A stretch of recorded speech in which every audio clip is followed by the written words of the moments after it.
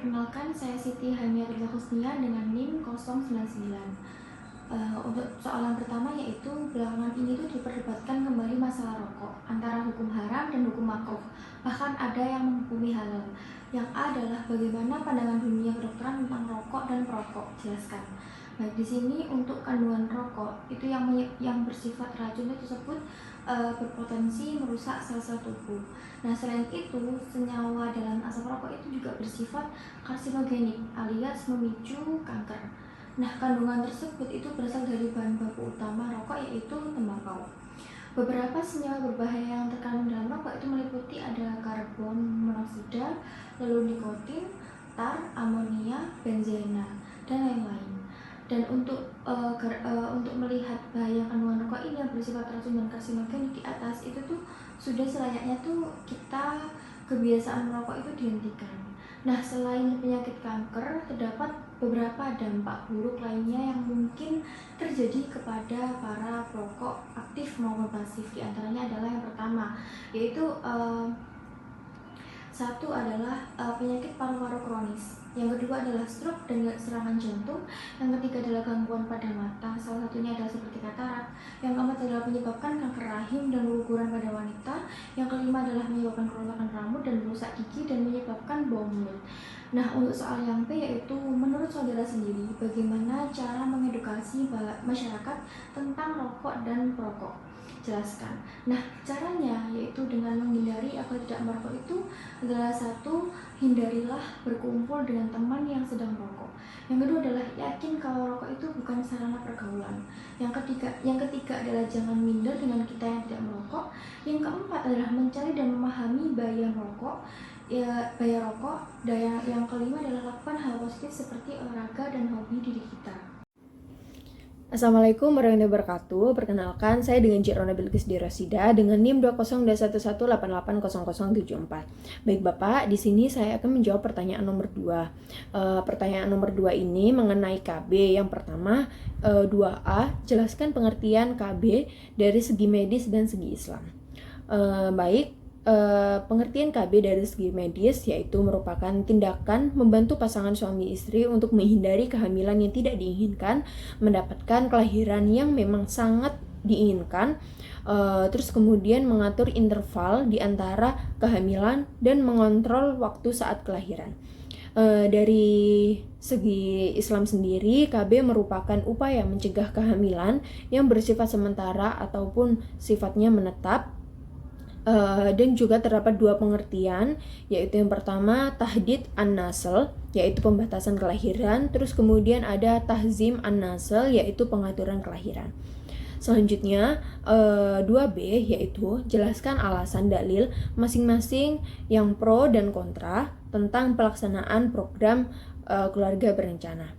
Baik, di sini saya akan menjelaskan tentang alasan pro dan kontra dari KB. Apa sih alasannya diperbolehkannya memakai KB? Yang pertama, dari jurnal yang saya dapatkan, terdapat beberapa ulama yang memperbolehkan. Yang pertama ada Imam Al-Ghazali, Syekh Al-Hariri, Syekh Salnut. Terus kemudian ulama-ulama ini berpendapat bahwasanya diperbolehkan mengikuti program KB dengan ketentuan antara lain. Yang pertama, menjaga kesehatan ibu, terus kemudian menghindari kesulitan ibu, dan membatasi jumlah anak. Mereka juga berpendapat bahwa KB itu tidak sama dengan pembunuhan, karena pembunuhan itu berlaku ketika janin mencapai tahap ketujuh dari penciptaan, seperti halnya didasarkan pada surat Al-Mu'minun ayat 12-14, yang artinya, dan sesungguhnya kami telah menciptakan manusia dari suatu saripati berasal dari tanah, kemudian kami jadikan nuftah dalam tempat yang kokoh yaitu rahim, kemudian keluar air mani itu kami jadikan segumpal darah, lalu segumpal darah itu kami jadikan segumpal daging, dan segumpal daging itu kami jadikan tulang belulang, lalu tulang belulang itu kami jadikan terbungkus dengan daging.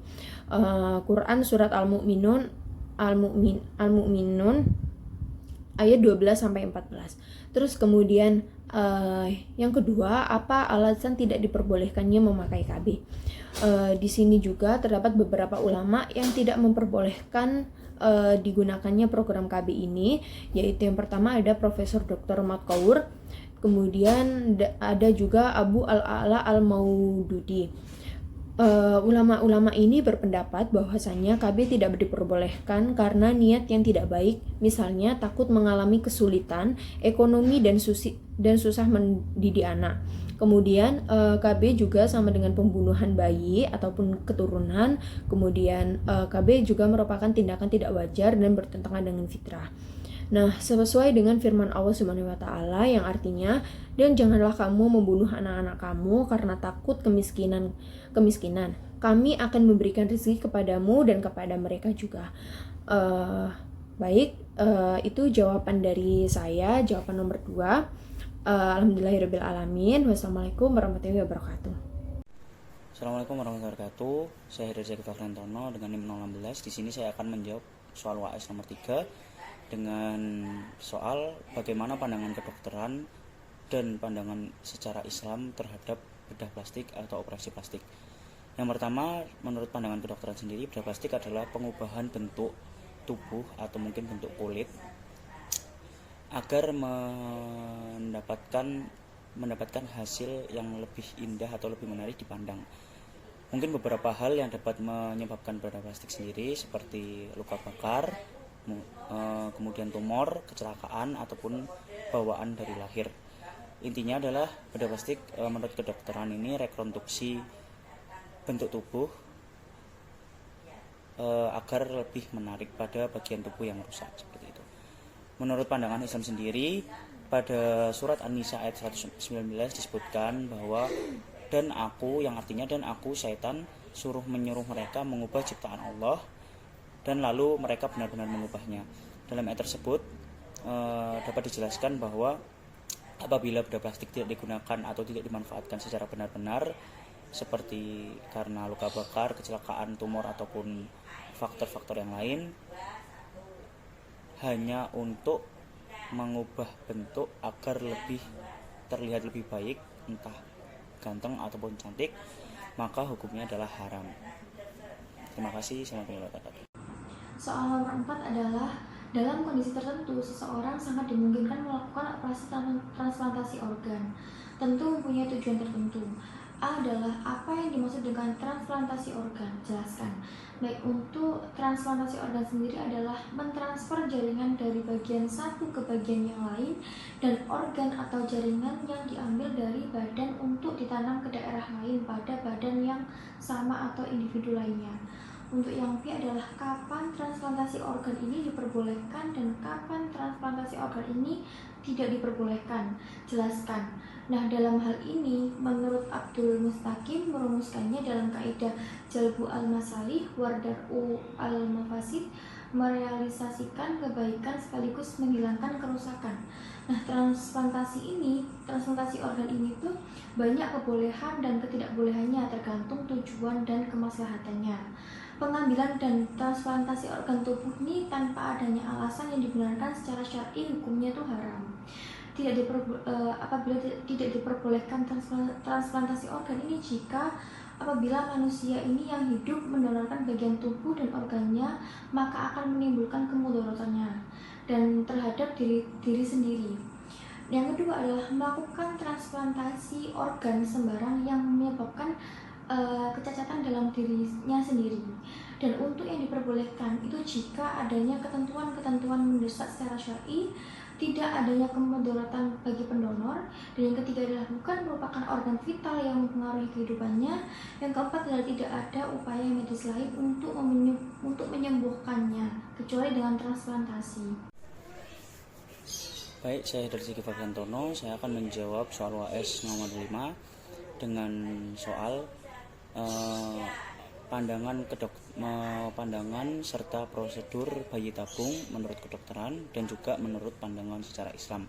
Yang pertama yaitu menurut kedokteran sendiri, bayi tabung adalah penyatuan sel telur dengan sperma dari luar tubuh. Begitu. gitu. Kemudian dari langkah-langkah atau prosedurnya sendiri, yang pertama yaitu stimulasi, kemudian juga pengambilan telur, kemudian juga ada fertilisasi dan kultur embrio serta transfer embrio. Menurut kedokteran, menurut Islam sendiri, bayi tabung pada fatwa MUI disebutkan bahwa hukum dari bayi tabung adalah mubah karena bayi tabung adalah salah satu bentuk ikhtiar kita terhadap pasangan suami istri yang mungkin susah mendapatkan keturunan. Maka dari itu menurut MUI diperbolehkan atau mubah. Terima kasih.